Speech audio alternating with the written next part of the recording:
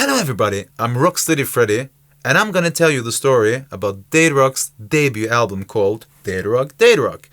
So, let's go back to 2005 and talk about the album.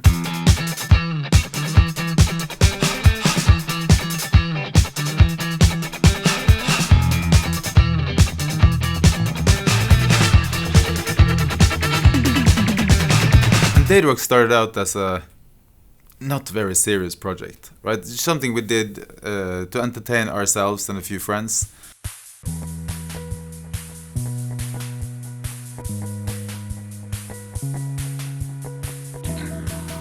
We had the idea that we needed an album, not just EPs and singles, to be booked to Roskilde Festival in Denmark. We put up our own label called YAP, which stood for Young Aspiring Professionals. We went into a pretty costly studio in Bergen and we said we have no money, but we have the ambition of making some money eventually.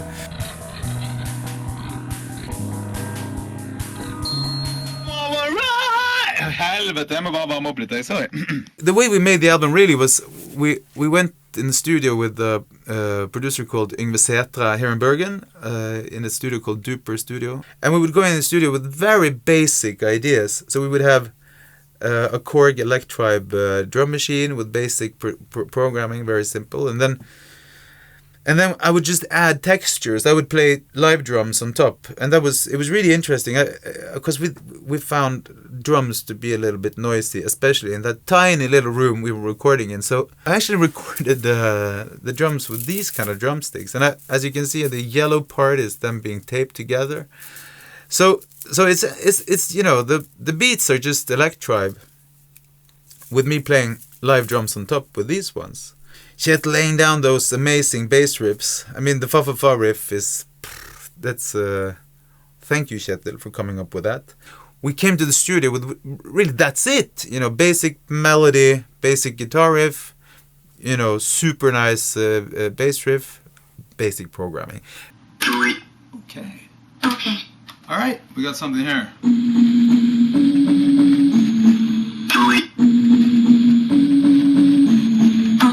The producer's daughter happened to be, I don't know, 12 years old or whatever.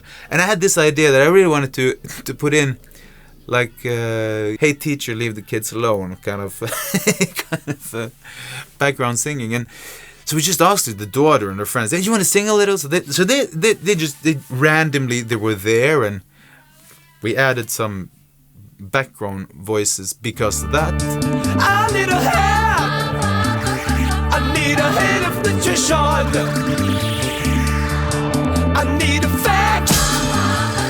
I need to fix my ignition! With very restricted, limited budget and time, somehow it came together as at least the feeling of a homogeneous album. It's been important for us since the beginning, because when we started out doing this band differently than other bands we've had earlier. We had more of an image than music. So this is what DATAROCK looked like back then. We didn't really, well, I mean, we had white clothes at some point in time. We made some weird ass red suits, which was supposed to look like Formula 1 something. That's right, this was God-given grace with a face you could praise. Realized that we couldn't afford like the real Formula 1 suits and the helmet and everything, so we ended up looking like the mechanics instead of the actual Formula 1 guys. One day we did a show for this Norwegian company called Norwegian, which was releasing a sub-brand called Whiteout. And they had made these ugly-ass tracksuits for their professional team. And we had red suits for the show, and for the encore, one of the guys said, hey, I'm really sorry to ask, but could you consider doing the encore in the team suit? Just because, I mean... And took them on, came on stage, did the encore in their ugly-ass red tracksuit, which, you know, deliberately was made to look kind of ugly, like 70s ugly. We started thinking, okay, wait a minute, so these actually makes kind of sense because they're pretty comfortable, they're red, and there's a multitude of these products. So we were making a music video for Fa Fa Fa, and I called the company and I said, you know those ugly ass red tracksuits of yours? Could we borrow 50 of them for a music video? And of course you can use the footage for whatever. And they said, yeah, sure.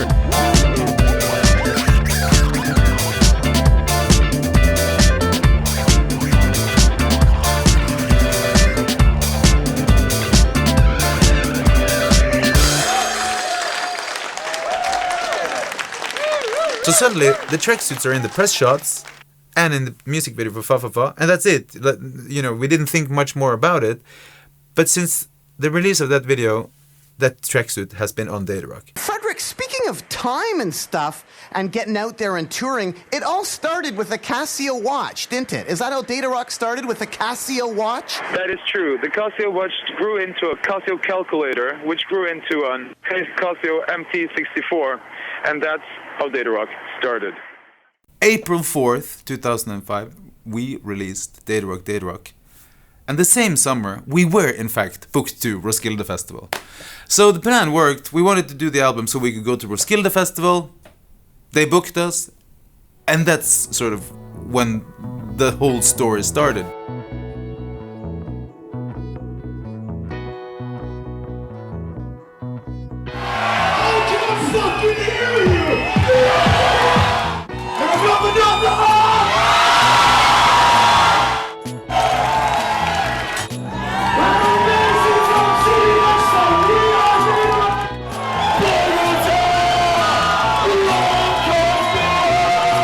Get like insane reviews and like Pitchfork in the US, Enemy put us between like amongst the best albums of the year.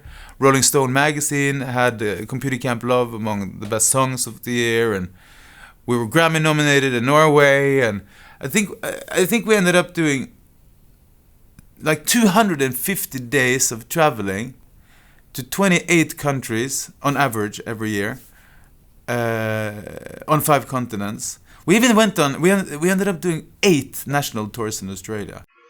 Hi, I'm Rocksteady Freddy. I'm Fresh Ketil. And we're DATAROCK.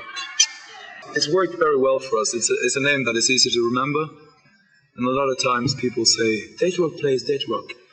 But then quite a few people told me that friends of theirs weren't interested in the band because they thought it was totally different music because of the name. They thought it was more like a laptop group, like... Yeah. but even that works in both ways, because a lot of people come to the show because they like the music and they think we're going to be this boring laptop band with microphones or whatever, and then we put on more of a rock show and everybody's so thrilled and dancing around and having fun.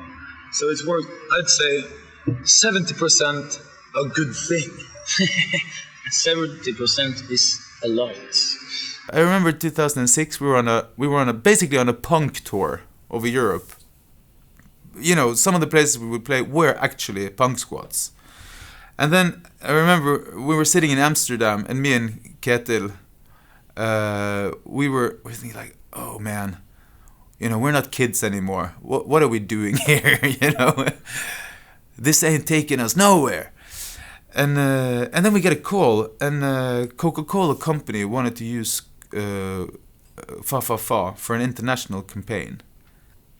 And that, you know, and when you live in that kind of world, an underground world where that is considered a sellout, obviously, that was, you know, we were conflicted. We were like, hell yeah, of course we're going to do it. That's amazing. I'm sure it's going to be a really cool ad, and it'll take our name to all across the world. And it really did. But after sort of saying yes to the first commercial with Fa Fa Fa in the Coca-Cola ad, that sort of snowballed our synchronization story.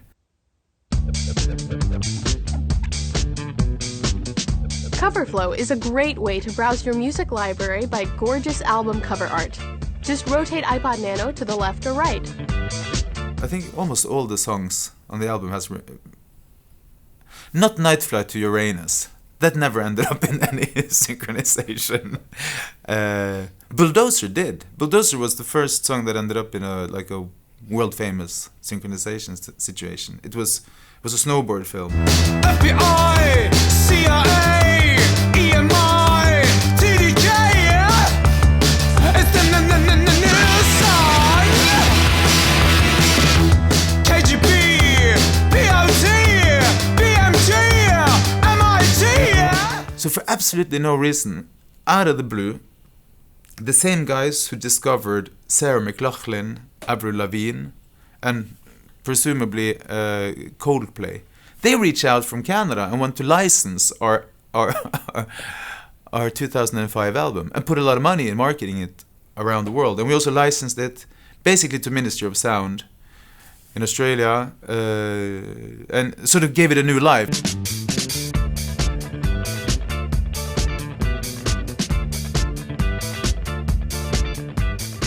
And then everything happened again. Like, so many people wanted to remix it, a new sort of wave of synchronizations. And with synchronizations, I'm really talking, you know, both advertisement series, films, and games. We're celebrating. I'm throwing you a welcome back party. Wait, what? No. Yeah. So clean this place up and invite some people. And shower.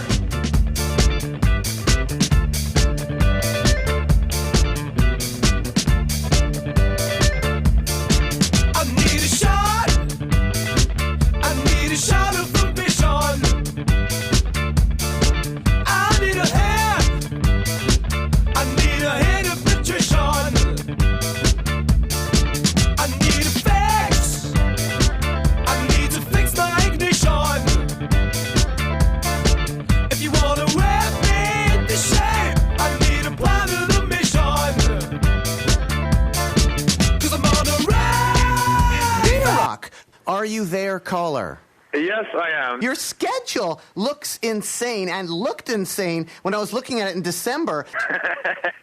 That was crazy. Well, I think what's interesting about DATAROCK is bands do play Argentina, bands do play Hollywood, bands do play Cleveland, but it's not like they play Hollywood one night, Argentina the next night, and the next night back to Cleveland. Who booked that? That was ridiculous. Tom Windish. It's his fault. Who else does he do this to? Is it just you guys? What other bands does he book? He books everything. Tom Windish is my favorite North American agent. The thing is, we were just prepared to do a lot of work. We wanted to travel a lot, and we wanted to do as many shows as possible in as many countries as possible, and he made it happen.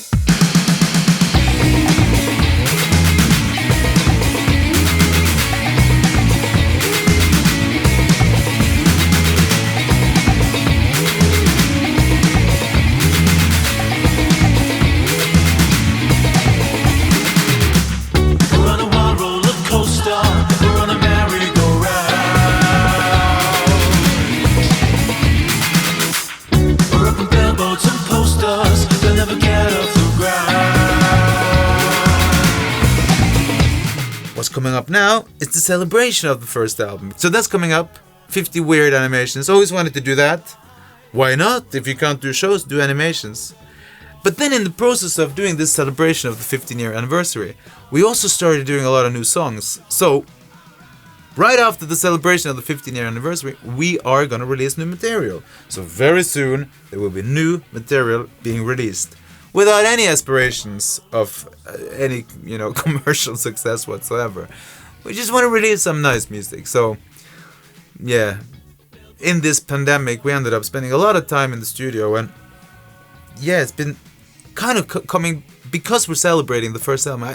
It feels as if we sort of found back to the same shape as we were back when we made the first album. So yeah, new material is soon coming your way. We're setting no shot.